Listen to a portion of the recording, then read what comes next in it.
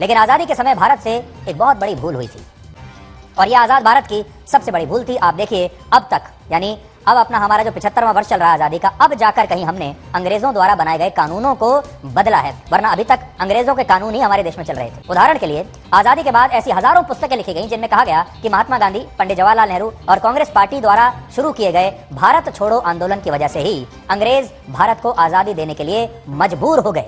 लेकिन क्या आप जानते हैं कि वर्ष 1942 में जब दूसरा विश्व युद्ध निर्णायक मोड़ पर था और इस युद्ध ने ब्रिटेन को आर्थिक रूप से बर्बाद कर दिया था, तो ब्रिटेन ने इस दौरान भारत ही नहीं बल्कि दुनिया के 13 और देशों को भी आजादी दी थी। और इनमें कई देश ऐसे थे जहां आजादी को लेकर कोई बहुत बड़ा संघर्ष तक नहीं हुआ था। ये वो देश थे जहां ना तो भारत छोड़ो आंदोलन हुआ, ना वहां पर महात्मा गांधी थे, ना ही वहां पर अहिंसा को लेकर कोई बहुत बड़ा आंदोलन चल रहा था। हेलो एवरीवन, आप सबका स्वागत है मेरे अपने यूट्यूब चैनल SW रिएक्शन पर। आज की हमारी वीडियो सुधीर चौधरी पर है और सुधीर चौधरी ने हाल ही में ब्लैक एंड वाइट शो में जो हमारे देश के स्वतंत्रता सेनानी जिन्होंने गुलामी से हमें आज़ादी दिलाई, उनके बारे में उसके विचार क्या हैं वो उसने बताया। उसके और RSS के विचारधारा बिल्कुल एक समान है।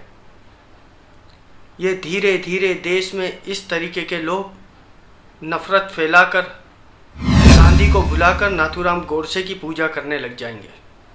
उसका पूरा अर्थ ये निकलता है कि हमारे देश में जो अंग्रेज़ों के खिलाफ जितने भी आंदोलन हुए, अगर वो आंदोलन ना भी करते, अगर गांधी बापू वो आंदोलन ना भी करते अंग्रेज़ों के खिलाफ, तब भी अंग्रेज़ हमारे देश को आज़ाद कर देते, क्योंकि ब्रिटिश हुकूमत द्वितीय विश्व युद्ध के बाद बहुत कमज़ोर हो गई थी और उसके आर्थिक हालात भी बहुत ख़राब थे।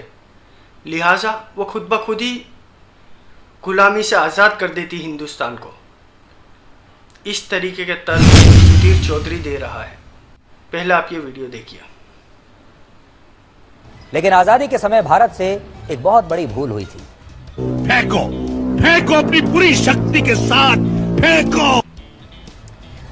अंग्रेजों की 190 वर्षों की गुलामी के बाद हमारा देश आजाद तो हुआ, लेकिन हमारे देश के बहुत सारे नेता तब भी अंग्रेजों से इस कदर प्रभावित हो चुके थे कि वो आजादी से पहले भी भारत में ब्रिटिश वाइसरॉय की तरह बनना चाहते थे, अंग्रेजों की तरह अपने आप को बनाने का सपना देखा करते थे। अंग्रेजों से इतना प्रभावित थे कि हमारे ज्यादातर नेता सोचते थे कि एक दिन हम भी ऐसे ही बनेंगे, हम भी एक दिन ऐसे ही राज करेंगे। कितने तेजस्वी लोग हैं हमारे पास, कितने शानदार विचार रखते हैं जी।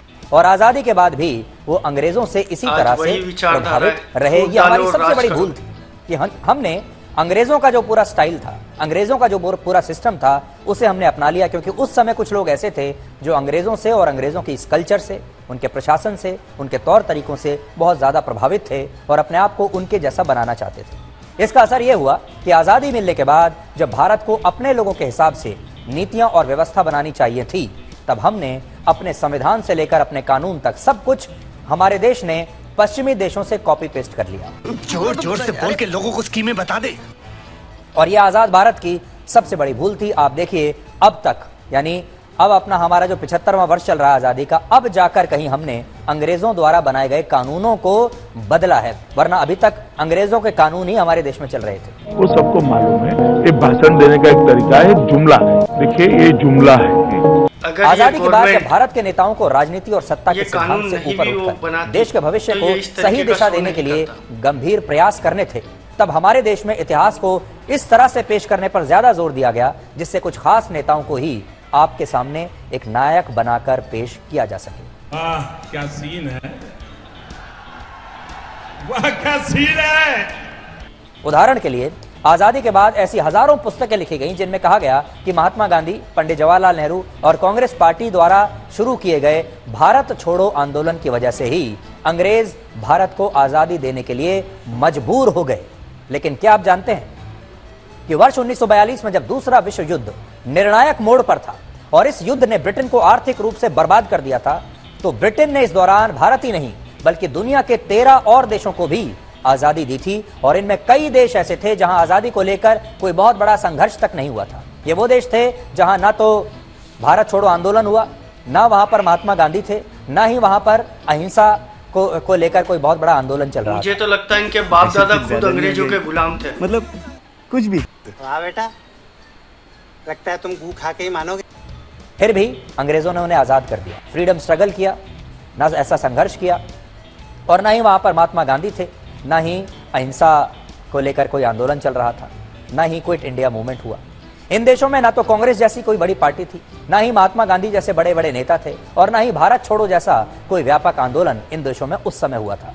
फिर भी ये देश दूसरे विश्व युद्ध के बाद भारत के आसपास ही आज़ाद हुए, जिससे यह पता चलता है कि इन देशों को आज़ादी शायद इसलिए मिली क्योंकि इस युद्ध में हुए नुकसान की वजह से ब्रिटेन के लिए इन देशों पर और ज्यादा दिनों तक शासन करना मुश्किल हो रहा था, महंगा पड़ रहा था। आर यू कॉमेडी मी?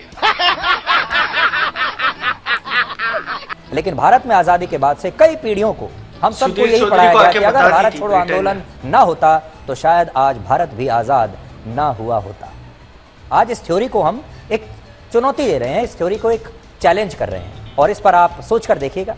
अगर आपको ठीक नहीं लगे तो कोई बात नहीं, लेकिन आज इस थ्योरी को हम एक छोटी सी चुनौती देना चाहते हैं। कैसा लगा मेरा मजाक?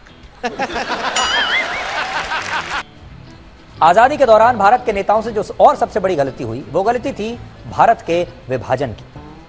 अंग्रेजों ने भारत को आजादी देने के साथ हमारी मातृभूमि के दो टुकड़े कर दिए, और मैं कल भी आपसे कहा था पाकिस्तान की जो भूमि है वो भी हमारी ही मातृभूमि है, और भारत के मुसलमानों के लिए पाकिस्तान नाम का एक अलग देश तब अंग्रेजों ने बना दिया, जिससे अविभाजित भारत के कुछ मुसलमानों को तो अलग देश मिल गया, लेकिन इस विभाजन से पाकिस्तान को कोई भी सार्थक फायदा नहीं हुआ। आज आप सोचिए पाकिस्तान को इस विभाजन का क्या फायदा हुआ, और भारत को भी इस विभाजन का क्या फायदा हुआ। अल्लाह माफ करे, बहुत मनुष्य लग रहे हो, मत करो, रहने दो, बहुत बुरे लग रहे हो। तौबा तौबा तौबा, थारा मूड खराब कर दिया।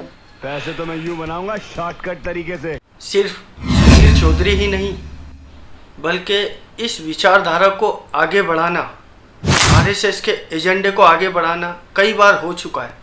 कई साल पहले रुचि पाठक, भारतीय जनता युवा पार्टी की मोर्चा अध्यक्ष, उसने लल्लन टॉप पर कहा था कि आज़ादी हमें 99 साल की लीज पर मिली है।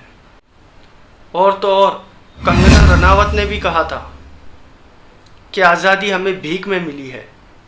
और यहाँ तक ही नहीं, उसने तो ये भी कहा था कि असल आज़ादी तो 2014 के बाद से मिली है।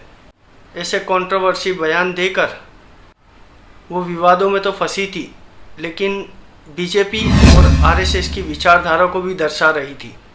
नाथूराम गोडसे को उन्हें प्रमोट करना है और गांधी बापू को जिस तरह भी हो कमज़ोर करना है, मगर इतिहास कभी बदला नहीं जा सकता।